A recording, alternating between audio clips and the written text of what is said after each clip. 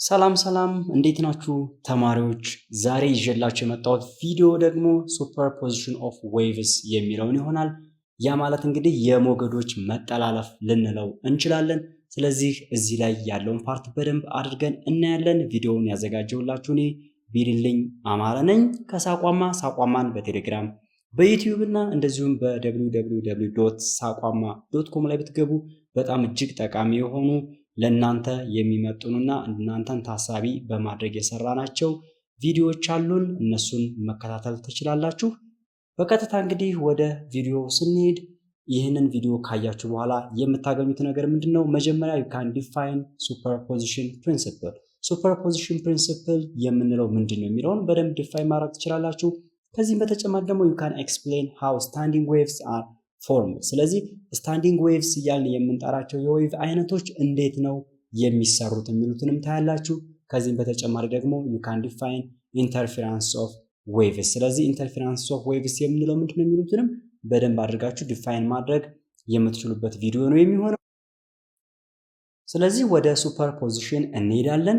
አሁን ሱፐርፖዚሽን ላይ ሙሉ በሙሉ ከመግባታችን በፊት ግን መጀመሪያ ስለ ዌቭ ኮመን ካራክተሪስቲክስ ወይም ደግሞ የጋራ የሆኑ መገለጫዎቻቸው ምንድናቸው የሚሉትን የተወሰኑትን ፓርቶች እዚህ ጋር ላሳያችሁ ወይም ሪቫይዝ ላድርግላችሁ። ከዚህ በፊት በደንብ አድርጌ አስተምሬያችኋለሁ፣ ግን እንዳጋጣሚ ሜቢ ያኛውን ያላያችሁ ሰዎች ካላችሁ እንደ ሪቪዥን ይሆናችኋል።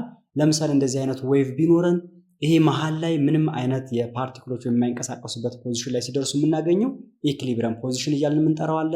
ከዛ ማክሲመም ፖይንት ላይ ሲደርሱ ደግሞ ይሄኛውን ከላይ ያሉ እነዚህን ፖይንቶች ክረስት እንላቸዋለን። ከዛ ከኢኩሊብሪየም ፖዚሽኑ እስከ ማክሲመም ድረስ ያለውን ርቀት ደግሞ አምፕሊቲዩድ እያልን እንጠራዋለን። እንደዚሁም ደግሞ ዝቅተኞቹን ፖይንቶች እነዚህን ደግሞ ትረፍ እያልን እንጠራቸዋለን። እንደዚሁም ዌቭ ሌንግዝ ወይም ላምዳ እያልን ሪፕሬዘንት የምናደርጋት ደግሞ ከዚች እስከዚች ያለችዋን ርቀት እነዚህን ዌቭ ሌንግዝ እያልን እንጠራቸዋለን። ስለዚህ እነዚህን ፓራሜትሮች ካወቅን አሁን ወደ ሱፐርፖዚሽን እንሄዳለን። Superposition occurs when two or more waves pass through a single point at the same time. Superposition እያልን የምንጠራው እንግዲህ ሁለትና ከዛ በላይ የሆኑ ዌቮች እርስ በራሳቸው ሲገናኙ እና at the same time ተመሳሳይ የሆነ ፖይንት ላይ ማለፍ በሚችሉበት ጊዜ የሚፈጠር ነገር ነው። እስካሁን ድረስ ያየናቸው ዌቭ እንግዲህ አንድ ሲንግል ዌቭ ብቻ ነበር ስናየ ነበረው። ነገር ግን ዌቭ በተመሳሳይ ሁኔታ አንድ አይነት ቦታ ላይ ሊገናኙ ይችላሉ። አንድ አይነት ፖይንት ላይ ሊገናኙ ይችላሉ። ስለዚህ አንድ አይነት ቦታ ላይ በሚገናኙበት ጊዜ ምን እያልን እንጠራቸዋለን? ሱፐርፖዚሽን ወይም ደግሞ ኢንተርፌረንስ እንላቸዋለን። ስለዚህ ሱፐርፖዚሽን is also known as interference። ኢንተርፌረንስ የምንለው አንዱ ከአንዱ ጋራ ምን ሆነ ማለት ነው? ተጠላለፈ፣ ጥልፍልፎች ፈጠረ፣ ወይም ደግሞ አንዱ በአንዱ ላይ ተደራረበ የሚለውን ፓርት መግለጽ እንችላለን። ለምሳሌ አሁን እዚህ ጋር ብታዩት መጀመሪያ በአረንጓዴ የሰራውላችሁ አንድ ዌቭ ነበረ። ከዛ በቀይ የሰራውላችሁ ደግሞ ሌላ ዌቭ አለ። አሁን ይህንን ዌቭ ካያችሁት እንግዲህ በተመሳሳይ ሁኔታ ነው የተፈጠሩት። በተመሳሳይ ሁኔታ ነው ማለት ለምሳሌ እዚህ ጋር በሄድ ይህንን ዌቭ እዚህ ቦታ ላይ ይህንን አገኘዋለሁ፣ እዚህ ቦታ ላይ ይህንን አገኘዋለሁ። ስለዚህ እንደዚህ አይነት ሁኔታዎች የሚፈጠሩ ከሆነ ሁለት ዌቭ አንድ ላይ ተፈጥረዋል ማለት ነው። እንደዚህ ሲሆን ደግሞ ሁለቱ ኢንተርፌረንስ ፈጥረዋል ወይም ደግሞ መተላለፍ ወይም መጠላለፍ ፈጥረዋል ወይም ደግሞ ሱፐርፖዚሽን እያልን የምንሰራውን ሲስተም ፈጥረዋል የሚለውን ነገር ያሳየናል። ስለነዚህ ነገሮች ለማውራት እንግዲህ የሚከተሉትን ነገሮች ማወቃችን በጣም ተገቢ ነው የሚሆነው።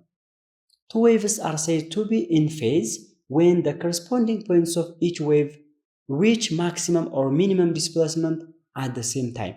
አሁን ሁለቱ ዌቮች ኢን ፌዝ ናቸው ወይም ደግሞ ተመሳሳይ ፌዝ ላይ ተመሳሳይ ወቅት ላይ ነው ያሉት ብለን የምንጠራቸው ከሆነ ማክሲመም ፖይንታቸው በተመሳሳይ ጊዜ ሃፕን ሲያደርግ ነው፣ ወይም ደግሞ ሚኒመም ፖይንታቸው በተመሳሳይ ጊዜ ሃፕን ሲያደርግ ነው። አሁን ለምሳሌ እነዚህ ሁለቱን ዌቭስ ብናይ ለዚህ ጥሩ ምሳሌ አሁን እነዚህ ሁለቱ ዌቭስ ኢን ፌዝ ናቸው ወይም ደግሞ አንድ ላይ ሃፕን ያደረጉ ናቸው ብለን መጥቀስ እንችላለን። ለምን? ማክሲመምን ስታዩት ለምሳሌ እዚህ ጋር አሁን የዚህን አምፕሊቲዩድ ማክሲመም የሚሆንበትን ፖይንት ስታዩት የአረንጓዴውና የቀዩ ምን ላይ ነው ያሉት? ተመሳሳይ ላይ ናቸው። አያችሁት? በዚህ ላይ ነው የሚያርፉት። ሚኒመማቸውም ደግሞ ትረፍ እያልን የምንጠራውን ብታዩት ተመሳሳይ ሁኔታ ላይ ነው የምታዩት። ስለዚህ ክረስታቸውና ትረፋቸው ተመሳሳይ ሁኔታ ላይ ሃፕን ወይም ተመሳሳይ ቦታ ላይ ሃፕን የሚያደርግ ከሆነ they are in phase ብለን እንጠራቸዋለን ማለት ነው። ስለዚህ they have the same wavelength and frequency። አያችሁት? ስለዚህ ፍሪኩዌንሲያቸውና ዌቭሌንግዛቸው ተመሳሳይ ይሆናል። ምናቸው ብቻ ነው የሚለያየው? አምፕሊቲዩዳቸው ወይም ደግሞ ማክሲመም የሚሄዱበት ዲስፕሌስመንት ብቻ ነው እንጂ የሚለያዩት። ከዛ ውጭ ግን ዌቭ ሌንግዙን ብታዩት የአረንጓዴውም የቀዩም ዌቭ ሌንግዝ ተመሳሳይ ነው፣ ከዚህ እስከዚህ ነው። እንደዚሁ ደግሞ ፍሪኩዌንሲውን ብታዩት ፍሪኩዌንሲ ማለት ድግግሞሽ አይደለ? ተመሳሳይ ድግግሞሽ ነው ያላቸው። ስለዚህ እነዚህን they are in phase ብለን መጥራት እንችላለን። አሁን እንግዲህ ኢንተርፌረንስ ሲፈጠር ወይም እንደዚህ አይነት ጥልፍልፎች ሲፈጠር ኢንተርፌረንስ can be either constructive or destructive depending on the phase between the interfering waves። አሁን በጣም ኢምፖርታንት የሆነ ነገር ነው። ኮንስትራክቲቭ እና ዲስትራክቲቭ እያልን የምንከፍላቸው የኢንተርፌረንስ አፈጣጠሮች አሉ። በምናቸው በመነሳት በፌዛቸው በመነሳት ለምሳሌ ተመሳሳይ ፌዝ ሆነው አንድ አይነት ቦታ ላይ ሀፕን የሚያደርጉ ከሆነ ኮንስትራክቲቭ ወይም ደግሞ ቢውልድ የሚያደርጉ እየጨመሩ የሚሄዱ ያ ማለት ለምሳሌ አሁን ይህንን በምታዩበት ጊዜ ኮንስትራክቲቭ ኢንተርፌረንስ እያልን የምንጠራቸው ምኖቹን ነው? ኮንስትራክቲቭ ኢንተርፌረንስ occurs when the crest or the peak points of the waves align with each other combining to form a wave with a larger amplitude። እዚህ ጋር አሁን እንግዲህ ክረስት ወይም ደግሞ ይህ ከፍተኛ ቦታቸው በተመሳሳይ ሁኔታ ሀፕን የሚያደርጉ ልክ መጀመሪያ ላይ እንዳሳየኋችሁ ሀፕን የሚያደርጉ ከሆነ ዌቫቸው እየጨመረ ይሄዳል። ሪዛልቲንግ ዌቭ የሁለቱ ድምር ይሆናል። አምፕሊቲዩዳቸው ከፍ እያለ ይመጣል። ኮንስትራክቲቭ ማለት ቢውልድ ማድረግ ማለት አይደለም፣ መደራረብ መስራት ማለት አይደለም። ስለዚህ እየተደራረቡ ይሄዳሉ። ያ ማለት አምፕሊቲዩዳቸው እየጨመረ ይሄዳል ማለት ነው። ለምሳሌ ይህንን እኔ አሁን እዚህ ጋር እንደምታዩት እንግዲህ አረንጓዴው የመጀመሪያው አምፕሊቲዩድ ኤ ነበረው፣ ከዚህ የነበረች ዲስፕሌስመንት ነበረችው። ይቺ ኤ ብትሆንና ሁለተኛው አምፕሊቲዩዱ ደግሞ የዚህን ያክል ደብል ቢሆን 2ኤ ቢሆን ያ ማለት ለምሳሌ የመጀመሪያው አምፕሊቲዩዱ 1 ሴንቲሜትር ቢሆን እና ሁለተኛው አምፕሊቲዩዱ 2 ሴንቲሜትር ቢሆን ማለት ነው። ከዛ ምን አይነት ሪዛልቲንግ ይፈጥራሉ? በጣም ትልቅ የሆነ አምፕሊቲዩድ ይሰጣሉ። ያ ማለት የሁለቱን አምፕሊቲዩድ እንደምራለን በዚህ ጊዜ። ስለዚህ ኤ ፕላስ 2ኤ ምን ይሆናል? 3ኤ 3 ይሆናል ማለት ነው። ለምሳሌ 1 ሴንቲሜትር እና 2 ቢሆኑ እንደነገርኳችሁ 1 እና 2ን ስትደምሩት 3 ሴንቲሜትር ይመጣል። ስለዚህ ሪዛልቲንጋቸው ልክ እንደምታዩት ነው፣ ትልቅ ይሆናል። ይሄኛው በጥቁር የተሰራው ሪዛልቲንግ ዌቭ ነው። ስለዚህ ዌቭ 1 የመጀመሪያው አረንጓዴዎችን ያክል ነበረች። ከዛ ዌቭ 2 ይሄን ያክል ተደመረበት። ያ ማለት አምፕሊቲዩዱ ከፍ ሲል ማለት እየጎላ ይመጣል ማለት ነው። ለምሳሌ የሳውንድ ዌቭ ቢሆን ድምፁ እየጨመረ ይሄዳል ማለት ነው። ልክ በተመሳሳይ ሁኔታ በዚህ እንዳልፍ ካደረግነው ዌቭ ይሄ አምፕሊቲዩዱ እየጨመረ በሚመጣበት ጊዜ በከፍተኛ ሁኔታ ድምፁ እየጨመረ እንዲሄድ ያደርገዋል። በዚህ ጊዜ ኮንስትራክቲቭ ኢንተርፌረንስ እንላቸዋለን። ስለዚህ ምን ይፈጥሩልናል ማለት ነው? it results in a stronger wave at that point። እዛ ፖይንት ላይ እንግዲህ ከፍተኛ የሆነ ሞገድ የመፍጠር አቅም ይኖራቸዋል። መቼ? ኮንስትራክቲቭ ኢንተርፌረንስ በሚሆንበት ጊዜ። ሁለተኛው አይነት ደግሞ ዲስትራክቲቭ ኢንተርፌረንስ እንለዋለን።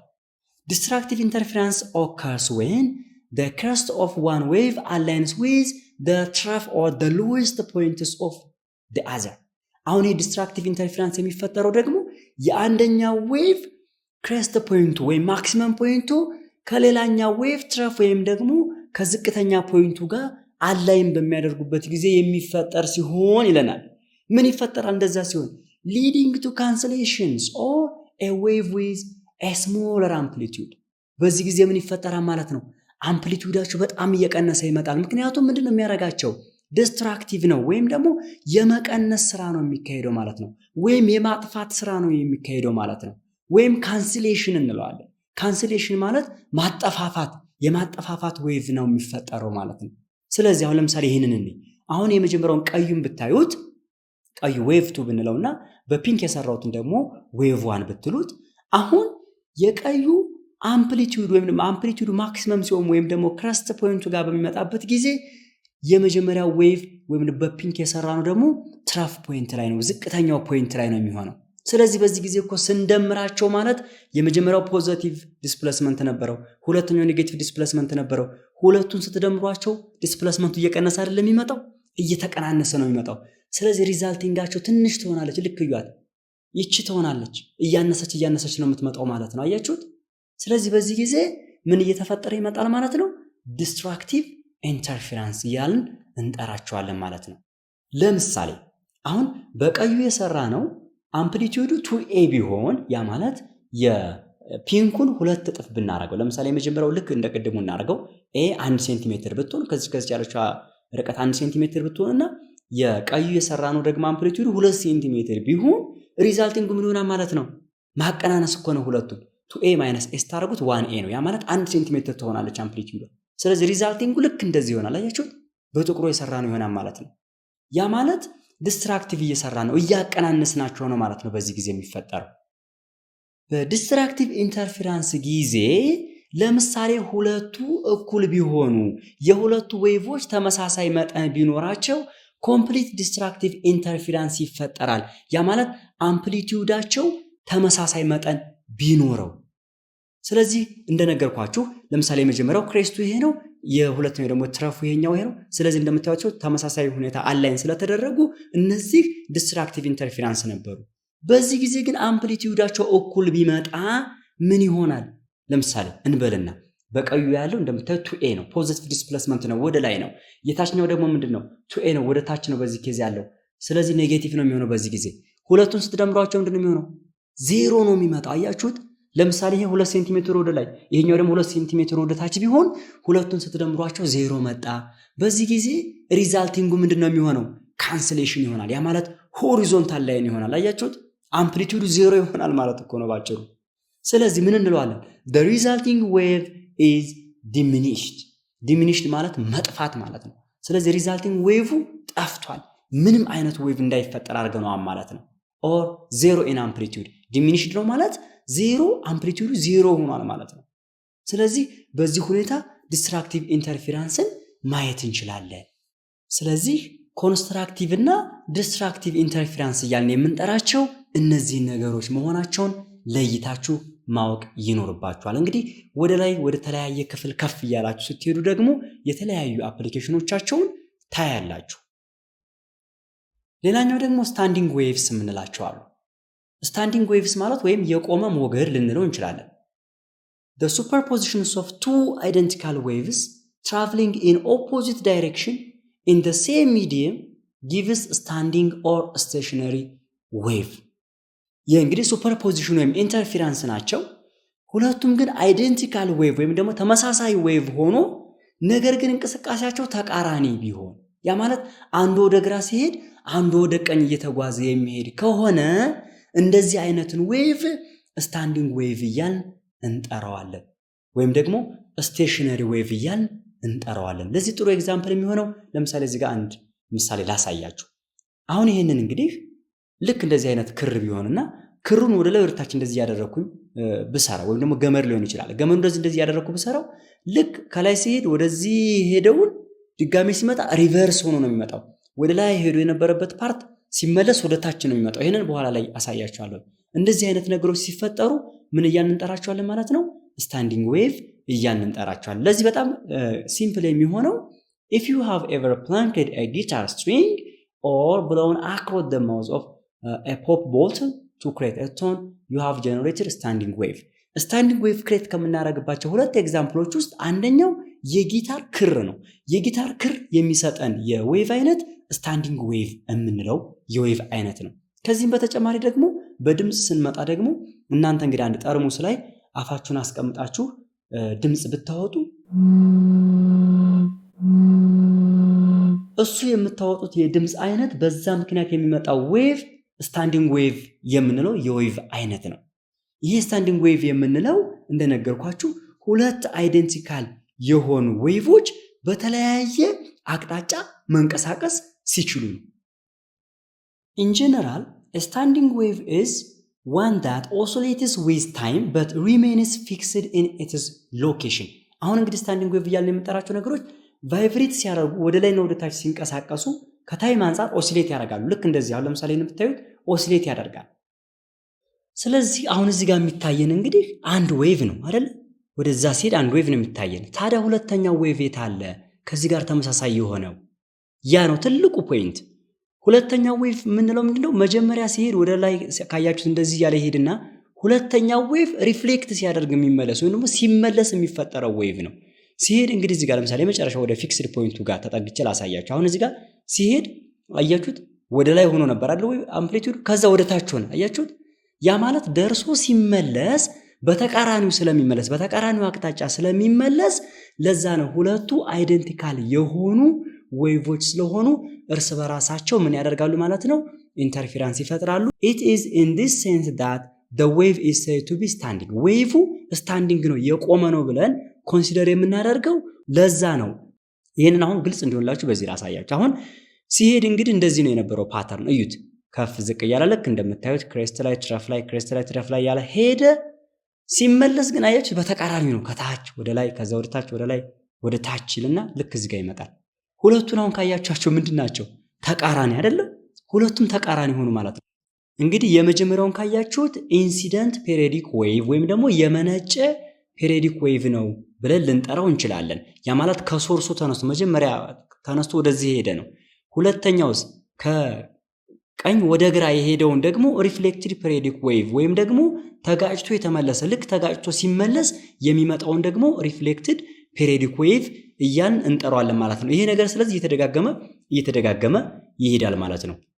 አሁን እንግዲህ ሪዛልቲንጉን ስናየው እዚህ ጋር ከመጀመሪያ ካሳያችሁ ከኮንስትራክቲቭ ጋር እና ከዲስትራክቲቭ ዌቭ ጋር እንዳይጋጭባችሁ ሁለቱ ዌቮች they are not on the same phase አይደለ?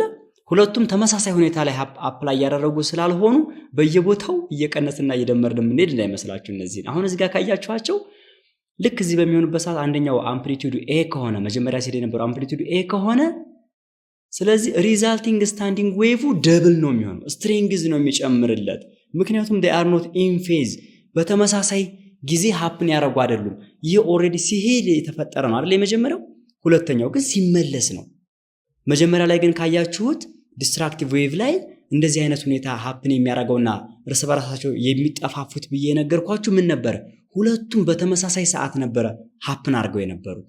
ይሄ ግን ዌቭ ራሱ የመጀመሪያው ሲሄድ ኢንሲደንት ዌቭ የነበረ፣ ሁለተኛው ሲመለስ ደግሞ ሪፍሌክትድ ዌቭ የነበረ ስለሆነ ኢንስቴድ ኦፍ ዳት ከመጠፋፋት ይልቅ ደምረን ነው የምናስቀምጠው። ይህንን በኋላ ላይ አሳያችኋለሁ እንግዲህ ምን እንደምንላቸው ስንደምረው። ስለዚህ ሪዛልቲንጉ እያንዳንዱ ቦታ ላይ ካያችሁ ትልልቅ የሚሆንበት ቦታ ላይ ማክሲመም ይሆናል። ነገር ግን ዜሮ የሚሆንበት ቦታ አለ እዚህ ጋር ካያችሁት አይደል? መሀል ላይ ደግሞ ዜሮ የሚሆንበት ፖይንት አለ። ስለዚህ ማክሲመም እና ሚኒመም የሚሆንበትን ፖይንት ደግሞ ምን እያልን እንደምንጠራቸው እነግራችኋለሁ። እነሱን አንቲኖድ እና ኖድ እያልን ነው የምንጠራቸው።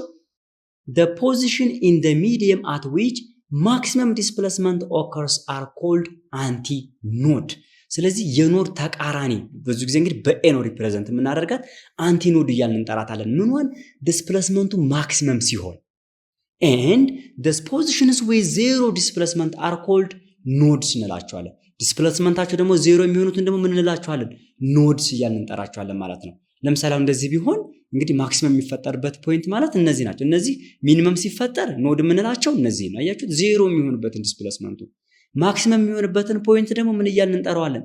አንቲኖድ እያልን እንጠራቸዋለን። እነዚህ እንግዲህ በስታንዲንግ ዌቭ ላይ ያሉ ፓራሜትሮች ናቸው። እነዚህ እንግዲህ በሳውንድ ሲስተም ላይ በማይክሮዌቭ ሲስተም ላይ በጣም እጅግ ብዙ የሆኑ ጥቅሞች አሏቸው። በጣም ትልልቅ ቴክኖሎጂ ላይ የምንሰራባቸው ፓራሜትሮች ናቸው። እነዚህን እንግዲህ ወደ ላይ ግሬዳችሁ እየጨመረ በሚሄድበት ጊዜ ጥቅሞቻቸውን እያያችሁ ትሄዳላችሁ። አትሊስት ግን እናንተ ኖድ የምንላቸው ምንድናቸው፣ አንቲኖድ የምንላቸው ምንድናቸው፣ ከዛ ስታንዲንግ ዌቭ የምንላቸው ምን አይነት ዌቭስ ናቸው የሚሉትን በትክክል መረዳት ይኖርባችኋል። ሌላኛው ደግሞ ስለ ስታንዲንግ ዌቭ ሌንግዛቸውን ወይም ደግሞ የዌቭን ርዝመት ቼክ እናደርግ። አሁን የዌቭን ሌንግዝ ቼክ በምናደርግበት ጊዜ ዲስታንስ ቢትዊን አጀሰንት አንቲኖድስ እንግዲህ በተከታታይ አንቲኖዶች ለምሳሌ ወይም ደግሞ በዚህ ጊዜ ከፍተኛ ዲስፕሌስመንት ያላቸው ፖይንቶች ማለት ነው። ስለዚህ አጀሰንት የምንላቸው ተከታታይ የሆኑትን ወይም ደግሞ ከጎናቸው ያለውን ወስደን ስንሰራ ማለት ነው። በዚህ ጊዜ ከዚህ እስከዚህ ያለው ርቀት ነው። ከዚህ እስከዚህ ያለው ርቀት ስንት ነው የሚሆነው? እንደምታዩት ይሄኛው እንደምታዩት ላምዳ ኦቨር 2 ነው። የዌቭ ሌንግዙን ግማሽ ነው። ለምሳሌ የአንዱን የቀዩን ብቻ ብትወስዱ እዚህ ጋር ሲሄድ ያለውን ወይም ኢንሲደንት ያልነውን ወደዛ ሲሄድ ያለውን ብቻ ብትወስዱት ከዚህ እስከዚህ ነበር አይደል ላምዳ የሚሆነው ሙሉ። ስለዚህ ግማሹ ላይ ስለሆነ ያለው እንደምታዩት ይሄ ላምዳ ኦቨር 2 ነው። ስለዚህ ዲስታንስ ቢትዊን አጀሰንት አንቲኖድስ ኢን ዘ ስታንዲንግ ዌቭ ስንት ነው ብትባሉ ላምዳ ኦቨር 2 ነው የሚሆነው። ከዛም ደግሞ ልክ እንደዛው ዲስታንስ ቢትዊን አጀሰንት ኖድም በኖዶች መካከል ያ ማለት ዜሮ በሚሆንበት ጊዜ ዲስፕሌስመንቱ በተከታታዮቹ መካከልም ያሉትን ብታዩ በዚህም ጊዜ ላምዳ ኦቨር 2 ነው የሚሆነው። ምክንያቱም አንድ ሙሉ የሆነ የነበረው አንድ ሙሉ ዌቭ ሊሆን የሚችል የነበረው በዚህ ጊዜ ከዚህ እስከዚህ ነበረ። ስለዚህ ግማሹ ላይ ነው። ባጭሩ ተከታታይ በሆኑ ኖድስ እና ተከታታይ በሆኑ አንቲኖድስ መካከል ያለው ርቀት ላምዳ ኦቨር 2 ይሆናል። ከዛ በተጨማሪ ደግሞ ዲስታንስ ቢትዊን አጀሰንት አንቲኖድ ኤንድ ኖድስ አሁን በአንቲኖድ እና በኖድ መካከል ያለችው እስከዚህ ያለችው ምን ትሆናለች?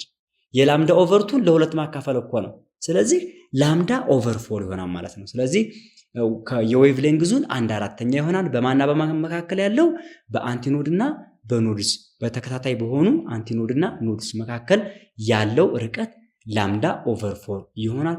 እነዚህንም በትክክል ታሳቢ አድርጋችሁ መያዝ ይኖርባችኋል። እንግዲህ ለዛሬ ያዘጋጀውላችሁ ቪዲዮ ይህንን ይመስላል። በሳቋማ ከዚህም በላይ በደንብ ተብራርቶ የተሰሩ ሌሎች ተጨማሪ ቪዲዮዎችን በቴሌግራም በዩቲዩብ እና በዌብሳይታችን ማግኘት ትችላላችሁ። ቪዲዮውን ከወደዳችሁት ደግሞ ላይክ እና ሼር ማድረጋችሁን እንዳትረሱ። ጥያቄዎችም ካሏችሁ ደግሞ ጠይቁን፣ ምላሽ እንሰጣችኋለን። ሁልጊዜም ቢሆን እኛ እናንተን ለማገዝና ለመርዳት ዝግጁ ነን። በሌላ ቪዲዮ እስከማገኛችሁ ድረስ ሰላም ቆዩኝ።